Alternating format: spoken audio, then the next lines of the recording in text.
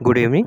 जैसा कि हमने इस पिछली वाली जो वीडियो थी हमने उसमें प्रश्नावली 6.3 के ये स्टार्टिंग के 6 प्रश्न देख लिए थे कि ये समरूप हैं या नहीं है, कैसे ट्रायंगल को लिखना है, कि कौन कौन से ट्रायंगल समरूप हैं, ये हमने सीख लिया था। ठीक है, अब इस प्रश्नावली का आगे का दूसरा प्रश्न देखते हैं जो कि इस प्रकार है कि 6.3 आकृति 6.35 में देखिए तो इसमें क्या देखा है कि ट्रायंगल ODC समरूप है OBA के।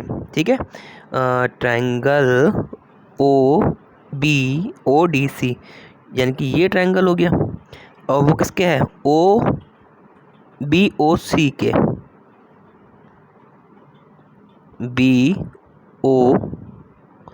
OBA के, सॉरी OBA यानी कि ये ट्रायंगल के, ये दोनों ट्रायंगल क्या है, समरूप है। ठीक है, फिर क्या दे रखा है, एंगल क्या दे रखा है, एंगल दे रखा है कि BOC 125 डिग्री दे रखा है। ठीक है, CDO यहाँ पर देख लेते हैं, CD मैंने इसमें देखें CDO, इसमें आप समझते होंगे जो बीच वाला होता है वो एंगल होता है। इसका मतलब यहाँ से स्टार्ट, फिर से लिख देता हूँ, C का मतलब शुरुआत, O का मतलब अंत, इसका मतलब कोण। ठीक है, तो CDO में कौन सा कोण हो गया, कोण D कितना दे रखा है, 70 डिग्री दे रखा है। ठीक है, और हमें क्या बताना है, DOC बताना है, ये बीच वाला। ठीक है, DCO निकालना है, DCO ये C एंगल निकालना है। ठीक है, और OAB ये निकालना है। ठीक है, तो हम इसको सॉल्व कर लेते हैं। देखिए, सबसे पहले मैं आपको प्रॉपर्टीज़ बता देता हूँ। सबसे पहले प्रॉपर्टीज़, एक सिंगल लाइन जो होती है उस पर जो एंगल होता है ये कितना होता है, 180 डिग्री। इससे पहले की वीडियो में काफ़ी वीडियो में बता चुका हूँ। ठीक है, अब देखिए, इसमें मान लीजिए कोई ट्रायंगल ऐसा दे रखा है, लाइन दे रखी है। ठीक है, आपको पता है कि लाइन का एंगल कितना होता है, 180 डिग्री। उसमें ऐसे लाइन खींच दी और इसके बाद इसको दे दिया 80 डिग्री। ठीक है, आपसे पूछे ये एंगल कितना होगा। ठीक है, तो इसमें आपको पता होना चाहिए कि भैया ये लाइन है, लाइन में पूरा एंगल 180 होता है। अगर यानी कि इसको और प्लस इसको जोड़ दें तो पूरा एंगल हो जाएगा ये। तो इसका मतलब क्या हो गया, इसका मतलब हो गया ये कोण x मान लिया, x plus 80 degree equal to 180 degree, क्योंकि रेखा पर पूरा कोण कितना होता है, 180 डिग्री का। तो x इक्वल टू कितना आ गया, 100 डिग्री। ठीक है, यही हम यहाँ पर भी यूज़ करेंगे। यहाँ पर देखिए, इस वाली लाइन में जैसे DB है, जैसे हमें ये बता रखा कि ये क्या पैरेलल लाइन है, नहीं ऐसा कुछ नहीं बताया। ठीक है, तो अब देखिए इसमें क्या कह रखा है कि ये देखिए ये लाइन जो है, ठीक है, इसमें अगर ये इस लाइन में पूरा एंगल करूँ तो कितना हो जाएगा, 180 डिग्री। इसमें इतना सा एंगल, ये जो लाइन है, ये लाइन जा रही है। ठीक है, इसमें ये कोण कितना दे रखा है, ये कोण 125। तो ये कितना आ जाएगा, बाकी बचा हुआ मैंने आपको बताया था, एक लाइन में, लाइन चाहे ऐसी हो चाहे कैसी भी हो, उसमें जो पूरा एंगल होता है वो कितने का होता है, 180 डिग्री का। ठीक है, तो लिख लो, बस हो गया। इसमें क्या था फिर, तो इसका मतलब क्या हो गया, इसका मतलब बचा एंगल कौन सा हो गया, ये। तो ये कौन सा एंगल है, एंगल ओ यानी कि D से स्टार्ट होकर OC, एंगल DOC कितना हो गया, 180 डिग्री माइनस 125 डिग्री, कितना आ गया, ये आ गया 55 डिग्री। ये आंसर हो गया पहला। ठीक है, दूसरा DCO। ठीक है, अब ये निकाल देते हैं। देखिए, अब ये 55 डिग्री आ गया। ठीक है, और ट्रायंगल आपको ये बताना चाहिए, ये क्या है, O, ये क्या है, D, ये क्या है, C। O कितना दे रखा है, 55, D कितना देगा, 70। तो फिर ट्रायंगल वाला लगा दो। ट्रायंगल में कितना होता है, ट्रायंगल में क्या होता है, तीनों 55 प्लस 70 प्लस कोण सी इक्वल टू 180 डिग्री। तो कितना आ गया, कोण सी इक्वल टू कितना आ गया, 55 प्लस 70 कितना हो गया, 125। 125 में से घटाएंगे तो कितना आएगा, 125, 25 5 30, 60, 65 डिग्री। ठीक है, गलत कर रहा हूँ, 65 डिग्री नहीं आएगा, ये 55 डिग्री आएगा, क्योंकि 125 और 55 जोड़ेंगे तो 180 होगा ना। ठीक है, चलिए ये आ गए हमारे दो एंगल आ गए। अब ट्रायंगल अब निकालना है ओ A B. O A B, अब एक चीज़ बताइए, आपने ये तो पढ़ा ही होगा कि ये और ये दो लाइनें होती हैं, ठीक है, तो इनके आमने सामने के कोण क्या होते हैं, समान हो जाते हैं। वो क्या होते हैं, शीर्षाभिमुख, शीर्षाभिमुख, शीर्षाभिमुख कोण। ठीक है, तो ये कितना है, ये आया था हमारा 55, तो ये कितना हो गया 55। आंसर तीनों निकल गए, हो गया हमारा सॉल्व। ठीक है, अगला कर लेते हैं हम। अगले क्वेश्चन में क्या है, तीसरा में क्या है, समलंब ए बी सी डी जिसमें ए बी पैरेलल है सी डी के, बना लो। समलंब वगैरह है, समलंब मैंने बताया था लंब समान होता है, दो पैरेलल लाइनों में पैरेलल लाइन कौन सी होगी, ये और ये। इसमें ए बी सी डी जैसा कह रहा है वैसा बनाते हो कि विकर्ण ए सी और बी डी ओ पर प्रतिच्छेद करते हैं। सॉरी, मैं फिर से बना देता हूँ, डायग्राम्स हम सब समझ लेंगे। ये क्या हो गया, ए बी सी डी ओ, ठीक है, ये हो गया।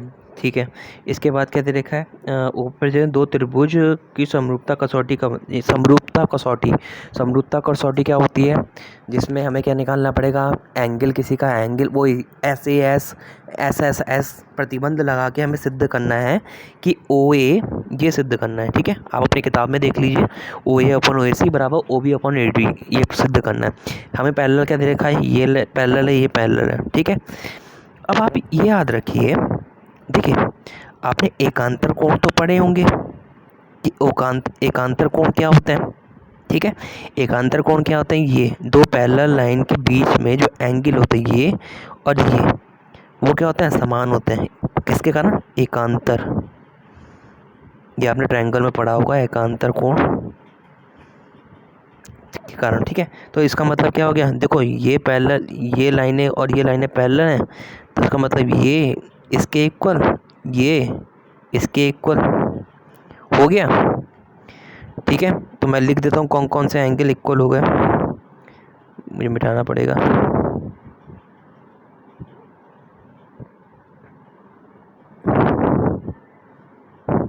ठीक है, एकांतर कोण के कारण ये इक्वल हो गए। देखिए बस आप हल्का हल्का इसमें दिमाग लगाइए, सब कुछ हो जाएगा, बस आपको दिमाग खुद लगाना पड़ेगा। ठीक है, आप वीडियो को पॉज करके आप खुद सोचिए कि कैसे करके होगा, क्या होगा, तब आप क्रिएटिव ज़्यादा होंगे। ठीक है, अब देखिए, अब मैंने क्या बता दिया, एंगल, मैं इसको चेंज कर लेता हूँ, रुक जाइए, इसको रेड कर लेते हैं, एंगल सी, ये क्या हो गया, C D O, C D O किसके इक्वल है, ओ बी ए बराबर ओ बी ए के। ओ कौन सा वाला के, ये और ये इक्वल है ना, तो मैंने ये लिख दिया। फिर क्या लिखना है, कोण डी डी सी ओ, ये एंगल, ये किसके इक्वल हो जाएगा, एंगल इसके ओ ए बी के। अब देखो हमारा क्या सिद्ध हो गया है, हमारे दो ट्रायंगल में हमारा सिद्ध हो गया है कि देखिए दो कोण समान हो गए हमारे। ठीक है, अब किसकी बात कर रहे हैं हम, देखिए इस ट्रायंगल में ले रहे हैं, ये जो ट्रायंगल दिख रहा है और इस ट्रायंगल की बात कर रहे हैं इसमें। ठीक है, यानी कि ट्रायंगल ए ओ बी और ट्रायंगल ओ डी सी, तो देखो अब देखो क्या हो गया है, दो एंगल हमारे सेम हो गए, ये एंगल इसके और ये एंगल इसके, तो क्या हो गया, समरूप हो गया। ठीक है, तीसरा आप क्या ले सकते हो, कोण ओ कोण ए के बराबर है, क्यों, शीर्षाभिमुख के कारण। तो क्या क्या प्रॉपर्टीज आ गई, एंगल एंगल एंगल समरूपता के कारण, समरूपता के कारण क्या हो गया, समरूपता के कारण क्या कर दिया, समरूपता के कारण, यहाँ पर मैं फिर से एक बार हल्का छोटा सा बना दे रहा हूँ diagram, A B C D, ये ऐसे बीच में ओ। ठीक है, तो क्या आ गया था, ट्रायंगल ए ओ बी, क्योंकि ये एंगल था सेम और ये एंगल सेम था। ठीक है, तो इसका मतलब क्या हो गया, समरूप है ट्रायंगल सी ओ डी के। ठीक है, सी ओ डी के हो गया, तो इसका मतलब क्या होना चाहिए, अब देखो ये समरूपता में क्या होता है, समरूपता का मतलब क्या होता है, आकृति सेम होनी चाहिए लेकिन माप अलग अलग हो सकती है, यानी कि रेशियो ले सकते हैं हम इनके। ठीक है, तो रेशियो ले लो, और रेशियो किस किस का लेंगे आपको पता ही है, रेशियो में हम इसका इससे, इसका इससे, फिर उसका उससे ले लेंगे। तो ले लो, क्या है, ए ओ अपॉन सी ओ बराबर O B upon O D. हमें सिद्ध क्या करना था, हमें सिद्ध यही करना था कि, अब देखिए क्या करना था, यही तो सिद्ध करना था, बस सिद्ध हो गया। ठीक है, हमने इसमें क्या करा, हमने इसमें ये बनाया, समलंब बनाया। ठीक है, अब हमें पता है पैरेलल लाइनों के, अगर ये खींच विकर्ण खींच दिए, ठीक है, इनमें ट्रायंगल, इसमें ये बिंदु ओ मान लिया। ठीक है, हमें पता है कि पैरेलल लाइन में क्या होता है, एकांतर कोण, ये ऐसे जाता है तो क्या होता है, एकांतर कोण जाते हैं, ये बराबर हो गए इसके, वैसे ही यहाँ पर ये वाला एकांतर कोण हो गया, ये बराबर हो गए इसके, कोण ओ कोण ए क्या हो गया, तो एंगल एंगल एंगल समरूपता के कारण क्या हो गया, ये सिद्ध हो गया, दो समरूप हो गए, और फिर उन समरूप क्या होता है, भुजाओं का अनुपात बराबर होता है, बस हमने वही करा है। ठीक है, वीडियो में देखिए जल्दी जल्दी हो जा रहा होगा, इसको आपको पॉज करके देखना पड़ेगा। ठीक है, अब अगला चौथा क्वेश्चन समझ लेते हैं। चौथे क्वेश्चन में क्या है, आकृति 6.36, इसकी बात हो रही है, इसकी बात हो रही है। ठीक है, अब देख लेते हैं इसमें क्या कह रखा है कि आकृति में Q R upon Q S, Q T upon Q R दे रखा है, तथा कोण ए कोण इसके बराबर दे रखा है। तो बताना है कि क्या होगा, इसमें क्या बताना है कि ये ट्रायंगल और ये ट्रायंगल समरूप सिद्ध करने हैं। ठीक है, तो हम देख लेते हैं सबसे पहले किस किस ट्रायंगल की बात कर रहा है ये, पी क्यू एस कौन सा है, ई क्यू एस ये, और टी क्यू आर कौन सा है, बड़ा वाला ट्रायंगल, इस ट्रायंगल की बात कर रहा है। ठीक है, तो इन दोनों में सिद्ध करना है। देखो अब इसमें क्या क्या दे रखा है, अब इसमें हमें सिद्ध करना है, इसमें दे रखा है कोण, नहीं एक मिनट रुकिए, ट्रायंगल पी क्यू एस। ठीक है, पी क्यू एस हो गया। ठीक है, और ये दे रखा है। ठीक है ठीक है ठीक है, तो हमें क्या क्या दे रखा है पहले वो देख लेते हैं। ठीक है, अब देखिए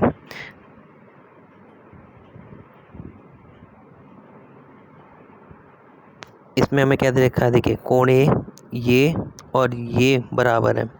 ठीक है, कोण ए इक्वल टू कोण 2 दे रखा है। देखिए अब हम ट्रायंगल किसकी बात कर रहे हैं, अब इसमें देखिएगा मैं आपको एक प्रॉपर्टी समझाता हूँ, पी क्यू आर। ठीक है, तो ये एंगल कितना दे रखा है, 2, ये एंगल कितना दे रखा है, 1। ठीक है ठीक है, अब मैं आप समझे कौन किस ट्रायंगल की बात कर रहा हूँ। देखिए आप अपनी किताब में देखिएगा, ये एंगल, ठीक है, इसकी बात कर रहा हूँ। तो इसमें क्या है, देखिए मैंने आपको हमेशा बताया है कि समद्विबाहु त्रिभुज की, मैंने आपको एक अलग से वीडियो बना के पूरा उसमें बताया था कि ऐसे करके क्या है। तो जब हमें पता होता है कि किसी ट्रायंगल की के आंतरिक दो एंगल सेम हो, तो उसके सामने की भुजा क्या हो जाती है, बराबर।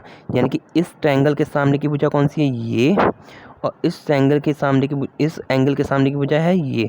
तो इसका मतलब क्या हो जाएगा, Q P equal to P R, ये दोनों भुजाएं इक्वल हो जाएंगी, ठीक है।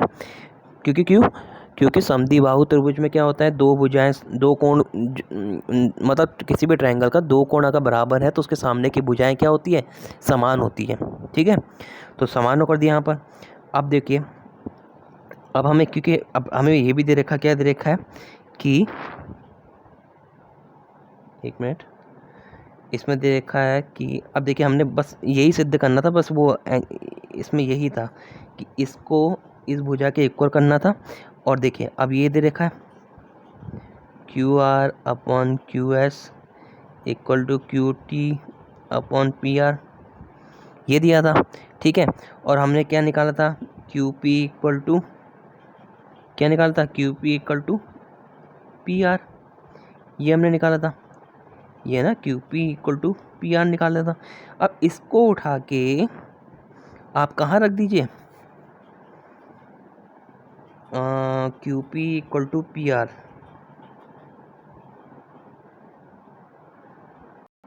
देखिए इसमें जो हम कर रहे थे तो उसमें हमारा, इसमें जो पी आर है, ये जो पी आर है इसकी जगह क्या आ जाएगा, क्यू पी। इसका मतलब क्या आ जाएगा, Q R upon Q S equal to Q T upon Q P, ठीक है। अब देखिए क्या सिद्ध होता है, अब इससे हम समझते हैं। हमें ट्रायंगल किस किस का निकालना था, पी क्यू एस, ठीक है। हम इसमें ले लेते हैं, अलग अलग से ले लेते हैं, ये पी, ये क्यू, ये एस, ये कोण 1 था। अब एक अलग से ट्रायंगल बना लो, कौन सा, क्यू, क्यू तो सेम रहेगा दोनों का, टी ये आ गया, ठीक है। और ये कितना आ गया, टी क्यू आर, आर ये आ गया, ठीक है। अब इसमें हमें निकालना है कि हमें इसको समरूप सिद्ध करना है, ठीक है। हमने यहाँ से तो निकाल दिया, देखिए कोण ए इक्वल टू कोण 2 है, यहाँ पर कितना है, क्यू टी आर है ना, ठीक है। तो देखिए कोण क्यू क्या हो गया, दोनों में सेम हो गया, ठीक है। एक एंगल तो आ गया।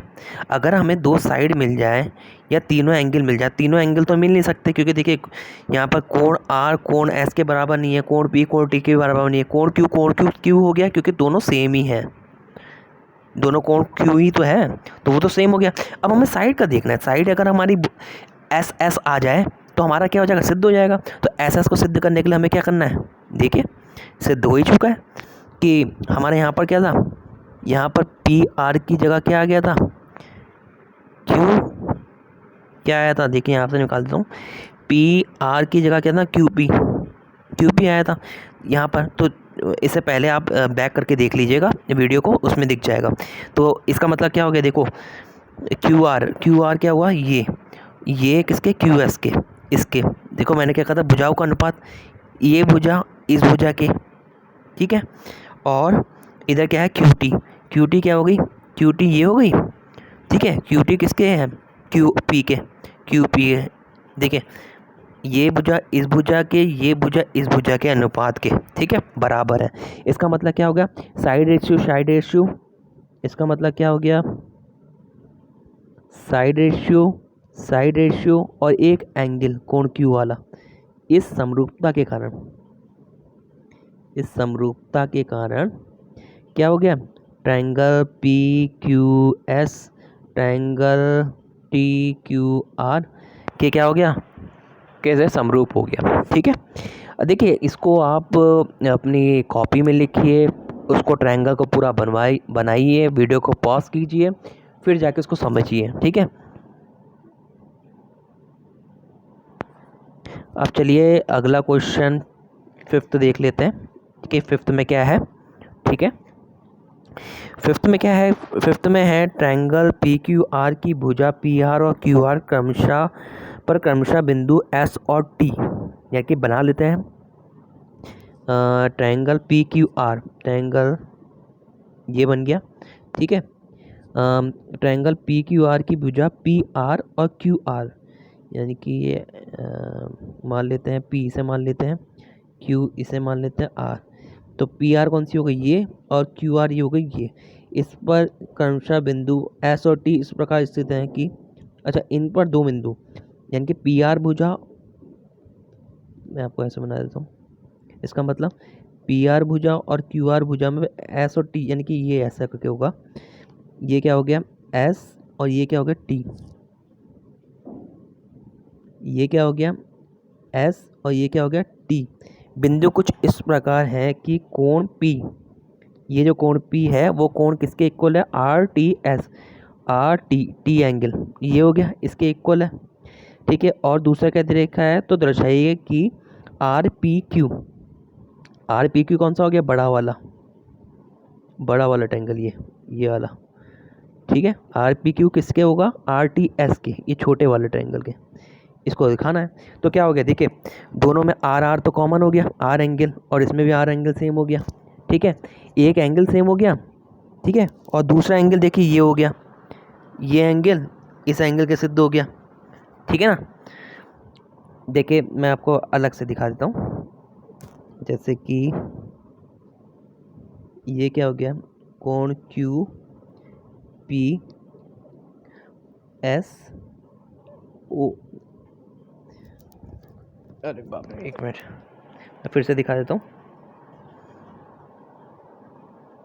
इसमें क्या था, ये ट्रायंगल आ गया बड़ा वाला, ये आर, ये पी, ये क्यू, ये छोटा वाला ट्रायंगल आ गया आर, इधर टी, इधर एस, और उसमें क्या दिया था,